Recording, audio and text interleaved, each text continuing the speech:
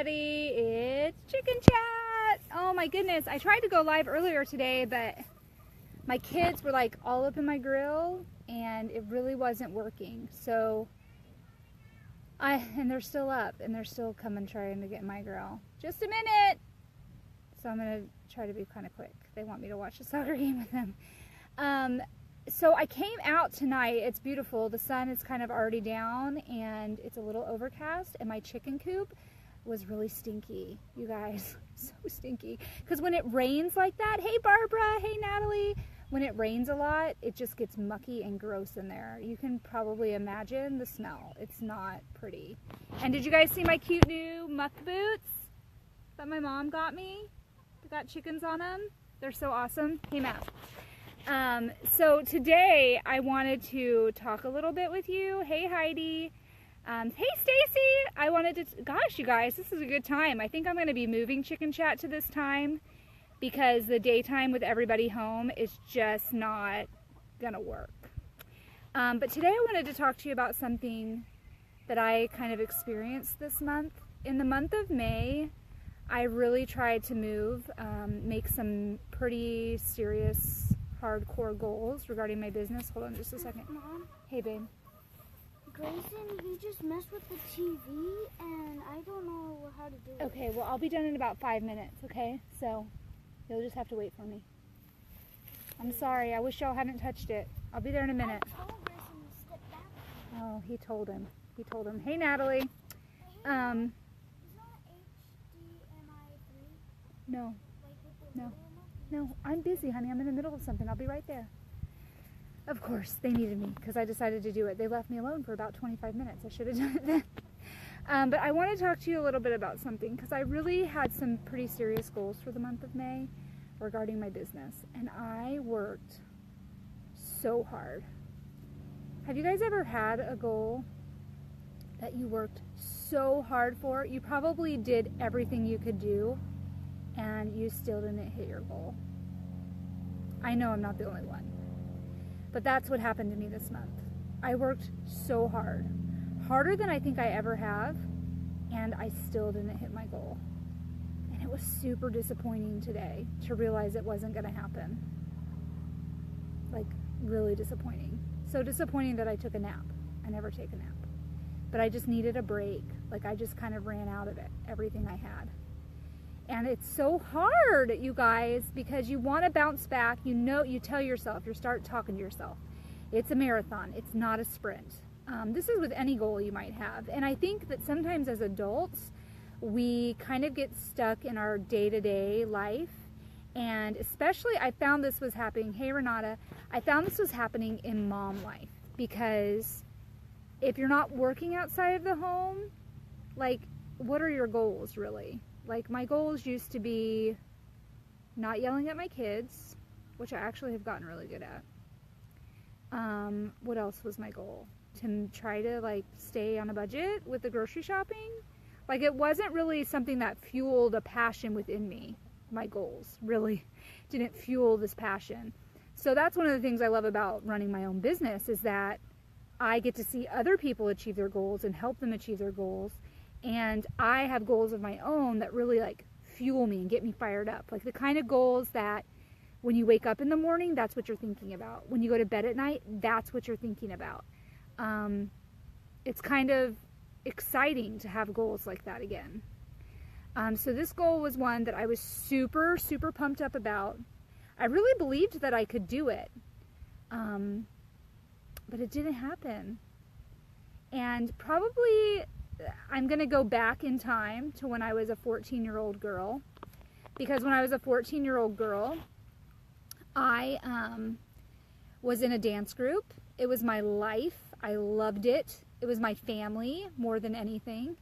And there was this audition for an elite position in one of the groups, and I really wanted it. And I worked really hard, and I auditioned, and I didn't make it. Okay? All my friends made it. And I didn't make it. I was like, I think they took like 8 or 9 people, and I was like number 10. Okay? So I barely didn't make it. And I remember not seeing my name on that sheet of paper. And my mom was with me because I was 14, so obviously she had to drive me. Hey, Anna! And I just started bawling. And I curled up and sat in my mom's lap in like the fetal position and cried for a really long time in front of pretty much everyone. How embarrassing. But I did. I was so sad and I was so emotional about it. Now, I can say that not hitting my goal this month with what I had set out for, I didn't end up in the fetal position in my mom's lap, so that's progress. But one thing I was remembering about this experience where I didn't make this elite team is that I decided that it was a non-negotiable for me for the next year. That when the audition came around, I was going to knock it out of the park. I love you too, Anna. You've met my mom a couple times, but we need to like hang out with her because she's pretty awesome. Hey, Tara. So I decided, okay, I didn't make it after I cried in my mom's lap for who knows how long enough for my sweet boyfriend at the time to try to give up his spot so I could have it. Like, he was so nice. That was so nice. He didn't even have to offer that, but he did. I didn't take it, but so I took extra classes. I taught the 3 to 5 year olds ballet, tap, jazz so that I could afford to take extra classes. And I worked really, really hard. And so the next year, the auditions came around again. And I tried out again. And not only did I make it, but they posted our scores and I had the highest score. And you guys, that felt so good. Like, it felt even better than if I had made it the year before. Because I knew what it felt like not to make it. And so I really, really cherished it. And that's how I feel about my marriage too with Jared. Because my first marriage really was kind of bad there at the end. I really was a shell of a person. And my marriage, I really appreciate the marriage I have now because I know the opposite, right? So, hey, Brooke. So when we know the opposite of something, that opposition in all things is a real principle. Because when we know the opposite, then that makes the good so much sweeter, right? So that's kind of how I feel about my goal that I missed. I'm really bummed out. Like, I'm not going to lie. That was a weird noise. What's going on back there? I think they're picking on each other. I'm really bummed out, actually. This is me bummed out, if you were wondering what that looked like. But I kind of had a conversation with myself, and it really, I mean, saying it's a marathon and not a sprint, that's a real thing. Like, I'm not just saying that to be trite. I really believe that. And I want you guys to know that if you've ever like reached really far and really hard for something and it just didn't quite work out, hey there, Kelly, that doesn't mean it's not going to work out. That doesn't mean that you need to give up. I've been reading this book by Napoleon Hill. It was written in the 1930s, and it is legit, you guys. It's called Think or Grow Rich. But he talks about how really the key to success for many people is persistence. So yeah, I didn't hit my goal, and yeah, I'm kind of bummed about it. And yeah, I'm super glad that I made some chocolate chia seed pudding because I'm totally going to indulge in that. Thanks, Anna. And I'm surrounded by people who believe in me, right? So I've got my mastermind group. I've got people who believe in me. I believe in myself. It just didn't happen. And I'm going to keep working hard. And I'm going to keep pushing forward. And I'm going to be persistent. And I'm not going to give up. And it's going to happen. It is going to happen. My biggest problem, because of my personality, is that I always want it to happen faster than it does. Because when I decide something and I know I want something, it's like, okay, why hasn't it happened yet? Like, I know I want it, I know it's the right thing, and it hasn't happened yet. And I start to get frustrated because it just never moves fast enough for me. So this is just another lesson in being patient. But I know how to work, and I know how to work hard, and I've seen the blessings of working hard and being persistent throughout my life. And if you haven't, if you've had goals and you just give up on yourself, like, today is the day. Today is the day to not give up. Today is the day to pick yourself out of your bed or your ice cream carton or whatever it is that you're run to hide in, And you're going to say, you know what? That Andrea crazy chicken lady, like, she believes in me. Because I do. I believe in you. I believe in us as humans. We are so powerful, like we don't even know. We don't even understand the potential that we have within us, because it is in all of us. And we all have different personalities and different needs and different wants and different things that are important to us. But there's something within you that is important, that is a big, hairy, audacious goal, if you've ever read Good to Great, that is there within you, and you want it, right? So, you know, quit sitting on your park bench waiting for it to happen to you. Like, get up, get to work. You're probably going to fall down. You're probably going to screw up. You're probably going to have a hard time. But you need to surround yourself with people that support you, that love you, that aren't naysayers.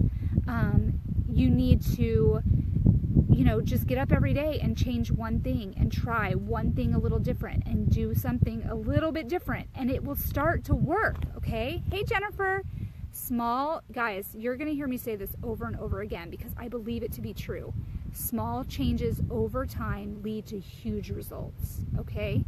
And if you don't have a mastermind group, then we need to talk, because I have about 40 people right now working in a group with me every day. They get me out of bed in the morning. They inspire the heck out of me. They are men and women who doctors have told them that they wouldn't be able to do certain things. And because of what we're doing in this group, they are doing those things and they are killing it. And it pumps me up. Like, if they can get up and they can do this, and this is something a doctor told them they wouldn't be able to do, then I can get out of my pity party and I can believe in myself, and I can know that maybe I didn't hit my goal this month, but I'm going to keep working and it's going to happen. So I just want you guys, don't give up. Be persistent.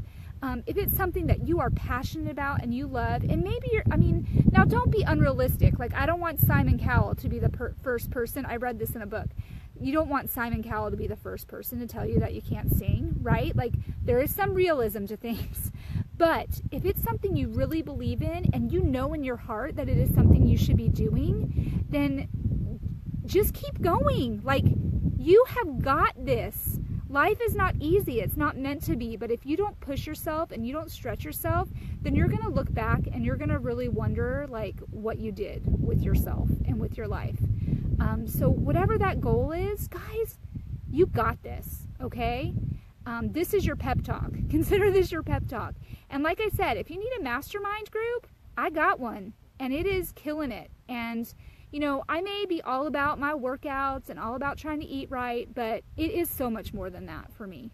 It is so much more than that for me. It's this community of men and women who are becoming my family, who cheer me on, who cheer me up, who I get to be involved in the nuances of their life. My life is intertwined with theirs, and we are making changes. And yes, it starts with pressing play on a workout, but that is not where it ends. That is truly only the beginning. So if you need a cheerleader, I'm your girl, man. I mean, I will rally you, and I've got your back. You know, you've got to show up and do the work, but you will not have to do it alone. And you don't have to do it alone. So find those people in your life that believe in you, and that will lift you up. I'm going to go in and help my boys get this soccer game going. I stink too, so I probably need to wash my hands after cleaning out my chicken coop.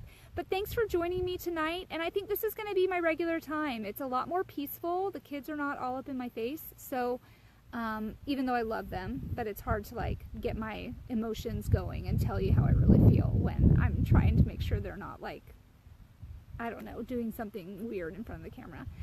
So you guys have a great night, and, you know, go to bed tonight with a smile on your face. Know that you can do it, and get up in the morning and just start. Just start. All right, you guys have a great night.